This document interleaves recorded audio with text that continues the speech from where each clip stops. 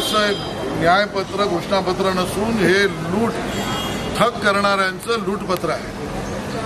ज्या पद्धतीने सगळे नेते त्या मंचावर होते आणि काँग्रेसच्या नेत्यांची जंत्री बघितली तर पूर्ण देशाला ठगण्यामध्ये जे कधी मागे पडले नाहीत, घोटाळे करण्यामध्ये ज्यांचा हात कोणी रोखू शकत नाही, दिलेलं वचन पूर्ण करणे त्याची परंपरा नाही, अशा लोकांनी काढलेलं घोषणापत्र हे त्यांचं लूटपत्र आहे।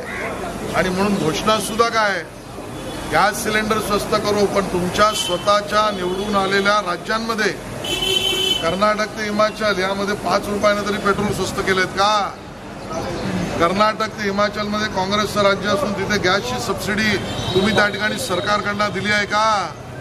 त्यामुळे जे स्वतः निवडून आल्यावर करत नाही त्याच्या या घोषणा करतायत आणि त्यामुळे काँग्रेसचं घोषणापत्र म्हणजे लबाडा घरचं जेवण आहे, लबाडा घरचं आमंत्रण आहे। मुंबई, पुणे, नागपूर, मराठवाडा असो का विदर्भ, राजकीय, सामाजिक, शैक्षणिक क्षेत्र असो का क्रीडा, सर्वच घडामोडीचे विश्लेषण पाहायला विसरू नका। फक्त देशोन्नती न्यूजवर।